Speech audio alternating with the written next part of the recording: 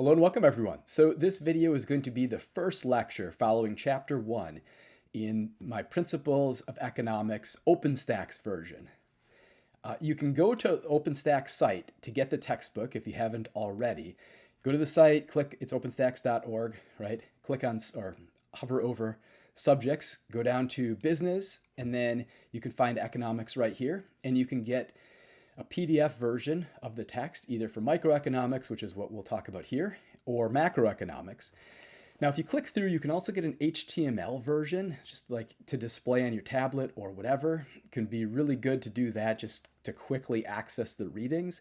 However, it won't have page numbers. So what you'll probably want to do is actually just download the PDF, because then it'll have page numbers, so it's easier to refer back to later. If you really want to, you could order a physical copy and follow along that way, but the PDF is pretty good. Okay, another thing I should mention is I do have my version of microeconomic principles. So it's microeconomicprinciples.substack.com, right? And it's my free version, my text of microeconomic principles with past exams, chapter exercises, and so on and so forth. So that's not what I'm going to be following along with here. I want to make this one about Openstax, but I should at least mention that I've got another resource available if that is helpful to you. Okay, so the first chapter and the first portion, first lecture of an economics course sets the foundation for what we're going to study. So it's going to introduce what economics is, what it's all about, the distinction between microeconomics and macroeconomics, so that you are prepared for the level of focus that we're going to have to the discipline. We'll learn about how economists use theories and models to understand economic issues, and then how economies can be organized, basically an overview of economic systems. This is all because scarcity forces decisions because we face trade-offs. So that follows from our definition of economics. The one that they've got here is economics is the study of how humans make decisions in the face of scarcity. Importantly, this concerns individual decisions, family decisions, business decisions, or societal decisions. Hence, we think about like economic systems and how to allocate resources in the economy.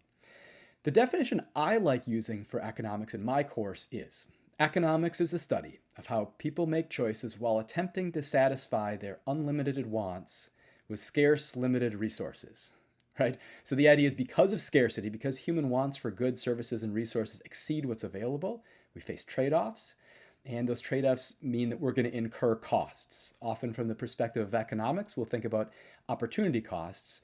Opportunity costs measure what it is that you're sacrificing, what it is that you give up. More on that later.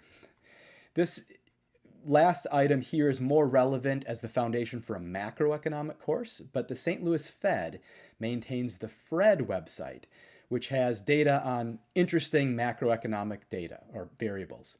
So for instance, if you want to know current real GDP in the US, what I always do is type in US real GDP, St. Louis Fred, and then it'll come to the first link is typically that site. The reason why I like that one is it'll depict pretty well with a graph the trend of the data over the last few quarters, or you can actually go back to like 1947, but for most variables, it'll give you the recent quarters, and you can see that you can hover over the graph and see the actual value and see how the variable's been moving recently.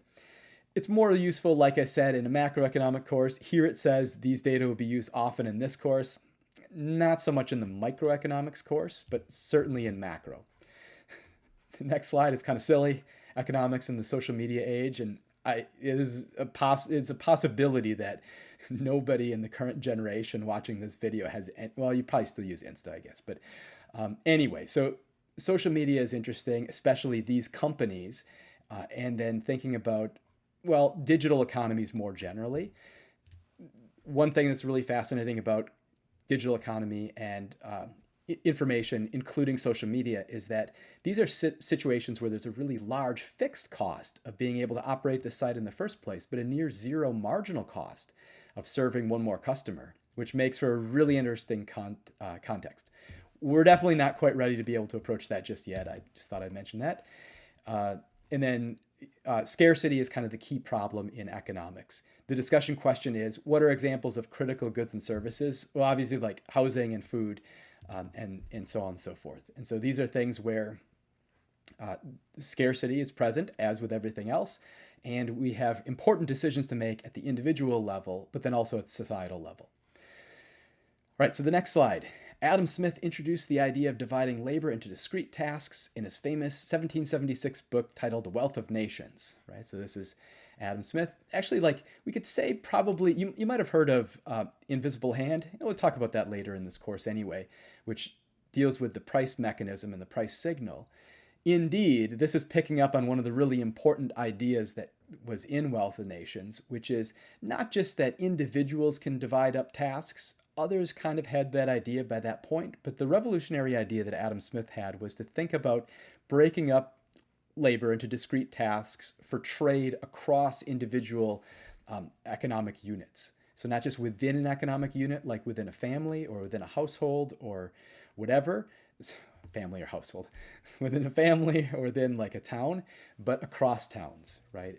And in particular, bringing us to the relevance of those specialization to trade. So, okay, the division and specialization of labor. The division of labor refers to the way that workers divide the tasks that are necessary to produce some good or service. So here we have workers on an assembly line, an example of the division of labor. So this is like the factory production or the assembly line approach to production. So rather than having each person do each task en route to making a shoe, for instance, you can have everybody focus on doing one task really, really well, and then you pass the product along the line.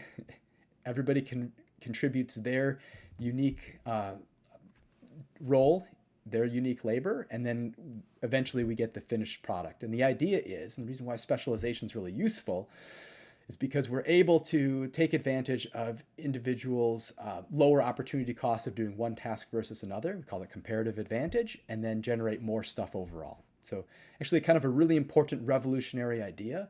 Matter of fact, that's really what's responsible for the high standard of living in the modern world.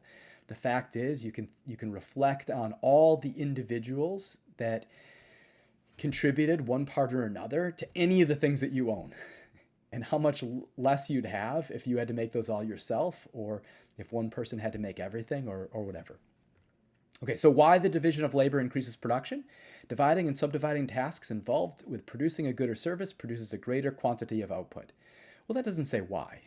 The reason why, and we'll talk about this in chapter 2, is because if we divide the task, we can assign it to whoever has the lowest opportunity cost, whoever gives up the least in terms of some other valuable output when they specialize in that one particular task. So everybody's basically focusing on what it is that they have an advantage in doing. And then in the aggregate, you're able to get more stuff because you eliminate all the situations where people would be kind of wasting their time doing tasks that they're not quite as good at relative to the costs, the lower cost maybe for somebody else to perform that same task. Specialization means workers or firms focus on particular tasks for which they're well suited within the overall production process. Yes, that's the idea. Specialization allows businesses to take advantage of economies of scale, which means that for many goods, as the level of production increases, the average cost of producing each individual unit declines. Yeah, that's literally the definition of economies of scale. So economies of scale, it's literally the definition is, as output increases, average total cost decreases. And so that happens for production like at a factory scale. So the idea is, you could build a car in your own garage. I know people who have done that. However, it takes a tremendous amount of time because you're doing every little task and oftentimes on your own. Whereas if you build a really large factory, though there's a really large fixed cost associated with doing that, everybody can specialize in one little task and you can produce so many more cars possible. And that's economies of scale exactly. Importantly, with economies of scale, you need to have a large output to be able to take advantage of those cost decreases. So it doesn't make sense to build a factory if you don't have enough orders, for instance. All right, why study economics? So this refers to a Nobel Prize for groundbreaking work in which they established experimental methods to understand poverty and outcomes of initiatives to address it. All right, so the idea is, look, economics has a lot of interesting applications, both from the standpoint of improving our own individual lives, because the economic way of thinking can allow you to make better choices if you follow that thought process. At the firm level, it can make a firm or an organization more efficient. But then also at the societal level, well, economics and experimental methods reinforcing our intuitions and then testing our theory in economics can come up with maybe good ways to give prescriptive guidance for how policymakers ought to maybe approach the question of who gets what, how to allocate and how to arrange society. All right. Here's the distinction between microeconomics and macroeconomics. Economics is concerned with the well-being of all people, including those with jobs and those without jobs, as well as those with high incomes and those with low incomes. I should mention, for this overview portion, this isn't like the focus. I kind of want to buzz through each of these real quickly. This is really interesting and important work from this collection of co-authors. If you haven't already, or if you don't have, maybe you have an interest in those areas, you could take a look at some of their papers. There's a book that they've written. So the book is called Poor Economics, and I definitely recommend checking it out. Okay, so economics is concerned with the well-being of all people, including those with jobs and those without jobs, especially those with high incomes and those with low incomes, right? So we're interested in, broadly with economics, thinking about everything kind of all at once. Breaking this into kind of two levels of focus is microeconomics and macroeconomics. Microeconomics is focused on the decisions of individuals, individual households, single firms. So the questions that we focus on are like opportunity costs, comparative advantage, the supply and demand model, complements, substitutes, prices of goods, and so on and so forth, labor market. Macroeconomics focuses on broadly economic growth and standard of living, unemployment, inflation, trade balance, macroeconomic policy, fiscal policy, right? So if you hear in the news about the central bank, European Central Bank, Bank of Canada, Federal Reserve, right? That's monetary policy, and that's part of macroeconomics. That's actually, when most people think of economics, usually what they're actually thinking of is macroeconomics. Although microeconomics, though it doesn't make as many headlines, is actually way more interesting to the individual's everyday life. Monetary policy, mentioned that a second ago. Policy that involves altering the level of interest rates, the availability of credit in the economy, and the extent of borrowing, determined by the nation's central bank. Yes, so I would say monetary policy is basically referring to the choices, the actions, the philosophy of the central bank. Yeah, they adjust the level of interest rates, the money supply, and so on and so forth. Each central bank has a slightly different tool or slightly different approach to influence the interest rate. You'll learn about that in the macroeconomics course a little bit later on. Fiscal policy is thinking about the federal government and changes they make to spending and taxes. In the United States, fiscal policy refers to the policy of the president and Congress, so the executive branch and the legislative branch, especially legislative branch, especially Congress. Okay. So here's one of the most influential economists of modern times, John Maynard Keynes, right? So maybe you've heard of Keynes or Keynesian economics. Keynes thought economics teaches you how to think, not what to think. Or, yeah, that's right. The idea is like economics, and in general, education should teach you how to think or give you skills that help you think, rather than thinking about, or rather than imposing a particular way to think or what to think about. Keynes is really influential. Keynes is responsible for the idea that the government is in a special position where it ought to implement fiscal policy to address phenomena in the business cycle, which basically means if the economy is contracting, if there's a recession, or if the economy is overheating, if we're getting inflation, it's really the government with its fiscal policy that's in a unique position to be able to act to try to address these issues. And I don't want to go too much into it beyond that, other than in an economy where there's been, recent stimulus packages or fiscal policy to try to address recession, most recently during 2020 or whatever, that's kind of influenced very strongly to this day by Keynesian policy, Keynesian thinking. Okay, economic theories and models. A theory is a simplified representation of two or more variables, how two or more variables interact with each other. Okay, I would say theory, especially in economics, is an abstraction. It's a model. It's a toolkit to be able to analyze and make predictions of whatever phenomena it is that we're studying.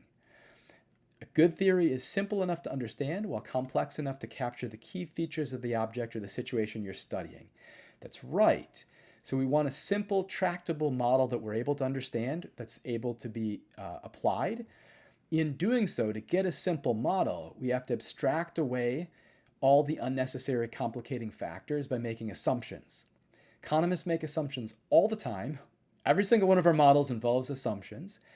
It is important to articulate, to clarify what those assumptions are so that we can determine whether or not those assumptions are reasonable. Because when economic theory fails to perform well, when economics gets things wrong, when there's a wrong economic forecast, which happens all the time, it's not that economics is wrong, the model's useless or anything like that. It's that they probably made bad assumptions. And if we use more realistic assumptions, or if we tweak the assumptions in one way or the other, we can get a model that'll perform better. All right, so you want to pay attention very closely to the assumptions behind models. So for instance, right here, this is talking about a theory as a representation of two or more variables interact with each other. In such a theory, as described by this, there would be only two variables or two or more variables, and usually it's two variables. And implicit in writing down that theory is the assumption that those are the two variables we need to zero in on, to the exclusion of anything else that could happen. And that might be too strong of an assumption. Economists use models to test theories, but for this course, we'll use the terms model and theory interchangeably, as I did when I was talking about theory being a model, actually. Yes. Okay, here's the circular flow diagram. In a lot of textbooks, this is the first model. And the idea is it's supposed to show this relationship between households and firms, right? So I actually don't really like the circular flow model, but I don't know. It's a good way to represent the economy, I guess. Here we've made a lot of assumptions, right? So our assumption is households and firms are what matter. So forget about government, forget about banking, forget about anything else. It's households and firms. All right. Right. So what's going to happen is firms, let's see, firms make goods and services that households, generate payment for the goods and services, and this cycles around. And then households sell their labor services to firms who are buyers, who pay them wages, salaries, and benefits. Okay. Circular flow diagram shows how households and firms interact in the goods and services market and in the labor market. The direction of the arrow shows that in the goods and services market, households receive goods and services and pay firms for them. In the labor market, households provide labor and receive payment from firms through wages, salaries, and benefits. The honest truth is I hate the circular flow model and I never teach it. Right? So there's at least three ways that societies organize an economy. Firstly, traditional economy. What are the three? Before I talk about each of these, what are the three? Traditional, command, and then market. All right. So the traditional economy is just a typically agricultural economy where things are done the same as they've always been. So this is like if we're thinking about maybe the first economic system that would arise. So hunters and gatherers, I suppose. We call it the oldest economic system, used in parts of Asia, Africa, and South America, so global southern hemisphere. Occupations tend to stay in the family, within the household, so specialization is within the household typically. What you produce is what you consume. Little trade, right? Little economic progress or development. And so the traditional economy is basically what you'd have in the absence of being able to kind of trade across economic units, right? There could be some type of barter and exchange, but usually we're thinking about small kinship groups. Maybe you've heard the idea that people evolved to be in bands of humans of like no more than 150 people or whatever. Well, if you believe that story, this is the economy that would result if you had like a kinship group of no more than 150 humans, basically, where you don't need to rely so much on trust apart from family bonds. You don't have anonymous transactions or anonymous agents or anything like that. Okay, a command economy, an economy where economic decisions are passed down from the government authority and where the government owns resources. Well, so usually with a command economy, we're thinking of like some type of centrally planned economy, right? Or a strongly command economy like present-day North Korea, in the past, the Soviet Union. Though the command economy is also present in wartime economies. So for instance, the US economy during World War II was a war economy, and so there's elements of it that were very command, especially for food and for goods that would be relevant for the war efforts.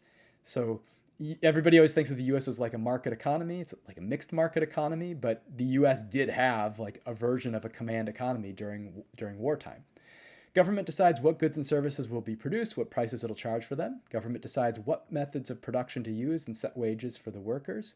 Government provides many necessities like healthcare and education for free, or not at all, right? Government's deciding what's going to be produced and what prices it'll charge for them. Could decide not to do those things. Might or might not, right? Okay. Yes, here's examples of the command economy. Maybe ancient Egypt, medieval manor life with so this is like feudalism with serfs and so on and so forth. Communism, for sure, is a command economy with a central planner. Currently, Cuba, North Korea.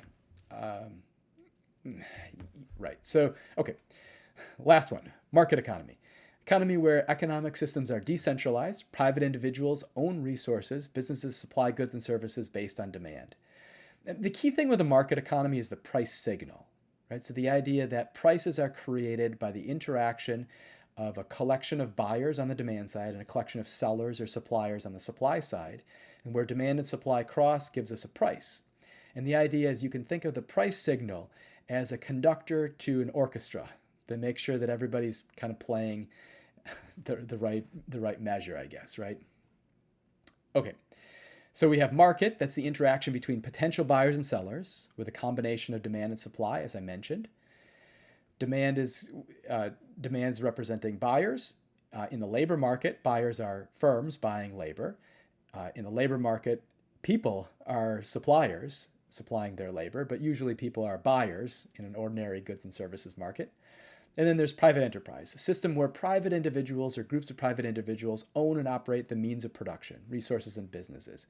So the key thing here with the market economy is that there is private ownership of resources, and those private individuals are making choices about what to do with those resources, rather than in the command economy, where the government basically, Government owns the resources, right? So that is the key distinction. All right, so most economies in the real world are mixed. They combine elements of command, traditional, and market systems. That's true, right? So there are aspects of even the U.S. economy where we see the traditional economy. You see the command economy. I gave the example of a wartime economy. Certainly within an organization, like within a firm, you see versions of the command economy within an organization where the company owns its resources, and the CEO or the executives determine like how employees are going to use those resources towards the productive aims of the firm. And then there's market system, right? So anyway, the idea is like all these can be embedded into a larger economic structure. The U.S. economy is positioned towards the market-oriented end of the spectrum, as is South Korea and Australia, as maybe the three most market-oriented economies. Singapore also. Many countries in Europe and Latin America, while primarily market-oriented, have a greater degree of government involvement in economic decisions than the U.S. economy. Yeah, that's definitely true. China and Russia, while they've moved more in the direction of having a market-oriented system, remain closer, relatively speaking, to the command economy end of the spectrum. But those are both, China and Russia both definitely have a mixed system. There's no such thing as an absolutely free market. And that's important, especially if we try to hold up the competitive model or the free market as an ideal. We have to realize, well, you're actually not going to get that. So what what is the reality that we're working with. There could be some type of market failure. That'll be some themes that will come out in the microeconomics course, talking about when inefficiency enters from the market, like when the market fails to deliver the outcomes we're hoping for.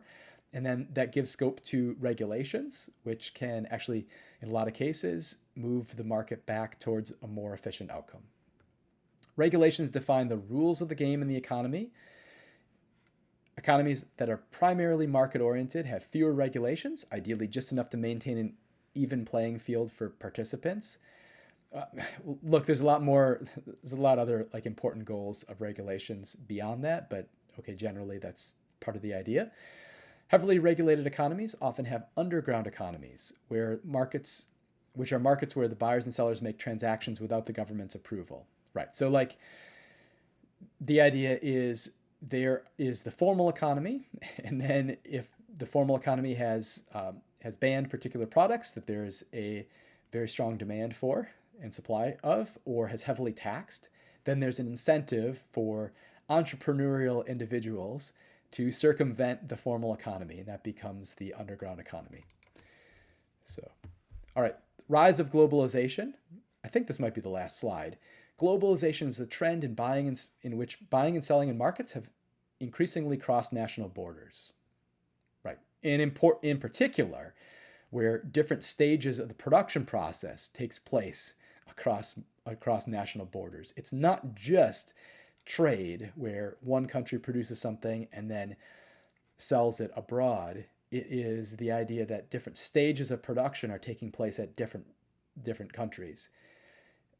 And so there's this maybe interlocking web of economic agents that make up the supply chain and then the structure of buyers and so on and so forth. That's really what we have in mind with globalization. Exports are the goods and services that a nation produces domestically and sells abroad. Imports are the goods and services produced abroad and then sold domestically. So exports are things that your country makes and then sells to people in other countries. Imports are things that were made in another country, but you're able to buy in your country. And then GDP, gross domestic product, measures the size of total production in the economy. You can define gross domestic product as the market value of all final goods and services produced in an economic unit in some specified time period, usually a year, right? So what this is doing is this is taking it. So I said the market value, it's taking like all the stuff and multiplying it by all the stuff's price. And so GDP is actually measured in currency. And then there's a problem because currency involves inflation. And so you have to adjust for that to be able to get a pure measure of GDP. We call that real GDP, that gives, as best as we can, an estimate of what's actually been produced. So more on that in the macroeconomics course, but that's roughly the idea for GDP. Oh, I guess I was wrong. There's more slides, at least one more. The global economy. Cargo ships are one mode of transportation for shipping goods in the global economy. What are examples of products and services in the modern economy? How has this contributed to globalization? I'll give you an example. I recently bought a bag of walnuts at a Whole Foods. I bought the walnuts at Whole Foods. I forget if it was in New Mexico or Pittsburgh or wherever this was, but the bag of walnuts had its kind of production process outlined with the following statement. It said it was a product of California, but it was shelled. I think it was shelled in Canada and then packed in the United States, I think was the idea. Or maybe it was just like grown in California and then shelled and packed in Canada. And of course, I bought it in the US. And so oftentimes that happens where you have a product where different stages along the production process might be separated out across neighboring countries or even maybe more distant trading partners. Yep, and so that's the end right here. This Openstax ancillary resource is copyright for Rice University under this international license, may be reproduced or modified, must be attributed to Openstax, and any changes must be noted. That's why I didn't make any changes in the slide deck, though I would have made actually maybe kind of a lot. But anyway, so this is consistent with whatever version of Openstax you'd get from the current edition of the text that I mentioned previously. I hope you enjoyed the lecture, this video, and I will see you in the next one.